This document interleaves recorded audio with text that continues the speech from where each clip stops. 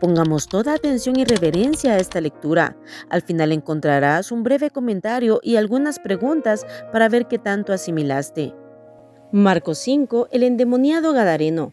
Vinieron al otro lado del mar, a la región de los Gadarenos, y cuando salió él de la barca, enseguida vino a su encuentro de los sepulcros un hombre con un espíritu inmundo, que tenía su morada en los sepulcros, y nadie podía atarle ni aun con cadenas, porque muchas veces había sido atado con grillos y cadenas, mas las cadenas habían sido hechas pedazos por él y desmenuzado los grillos, y nadie le podía dominar. Y siempre, de día y de noche, andaba dando voces en los montes y en los sepulcros e hiriéndose con piedras. Cuando vio pues a Jesús de lejos, corrió y se arrodilló ante él, y clamando a gran voz dijo: ¿Qué tienes conmigo, Jesús, Hijo del Altísimo? Te conjuro por Dios que no me atormentes. Porque le decía: Sal de este hombre, espíritu inmundo. Y le preguntó: ¿Cómo te llamas? Y respondió diciendo: Legión me llamo, porque somos muchos. Y le rogaba mucho que no los enviase fuera de aquella región. Estaba allí cerca del monte un gran hato de cerdos paciendo, y le rogaron todos los demonios diciendo: Envíanos a los cerdos para que entremos en ellos. Y luego Jesús les dio permiso. Y saliendo aquellos espíritus inmundos, entraron en los cerdos, los cuales eran como 2000. Y el hato se precipitó en el mar por un despeñadero, y en el mar se ahogaron. Y los que apacentaban los cerdos huyeron y dieron aviso en la ciudad y en los campos, y salieron a ver qué era aquello que había sucedido. Vienen a Jesús y ven al que había sido atormentado del demonio y que había tenido la legión, sentado, vestido y en su juicio cabal, y tuvieron miedo. Y les contaron los que lo habían visto cómo le había acontecido al que había tenido el demonio y lo de los cerdos, y comenzaron a rogarle que se fuera de sus contornos.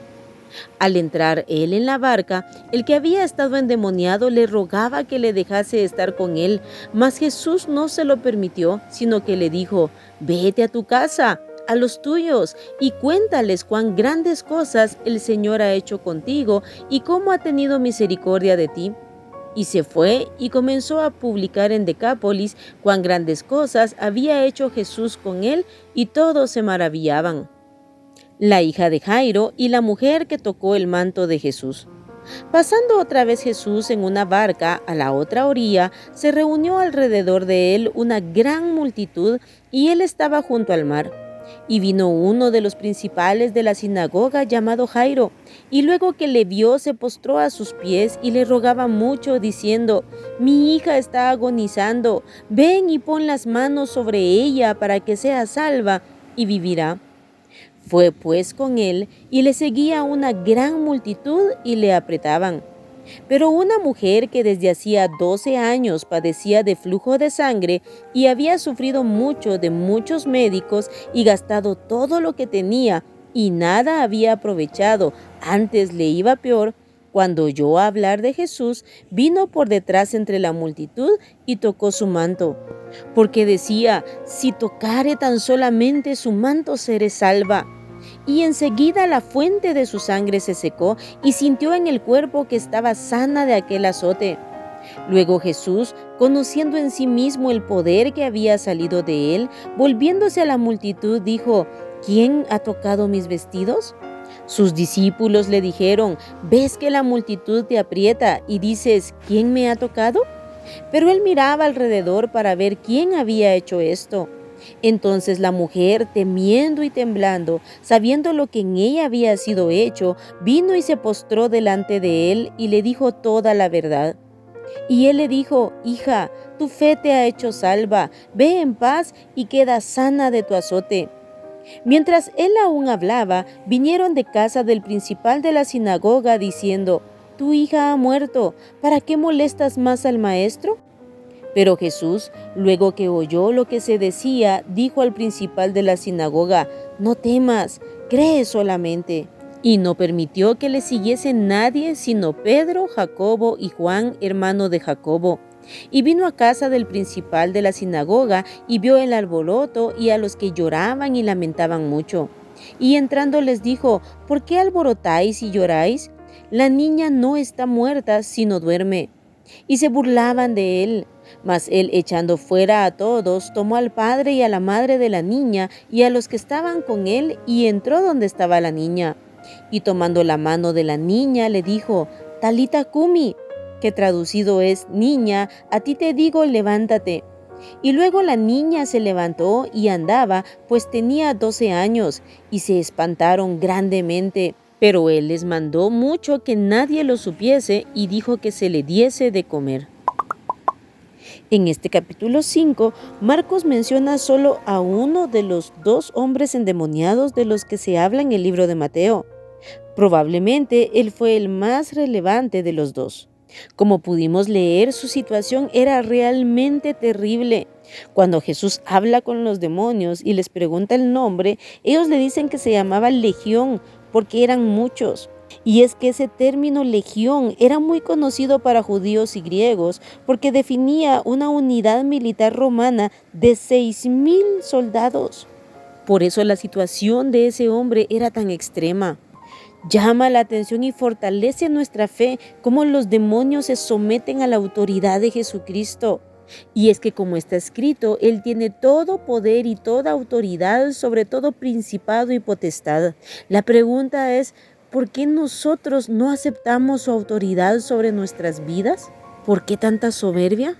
Los gadarenos, en lugar de adorarle y creer en él, lo que hicieron fue rogarle que se fuera de sus contornos.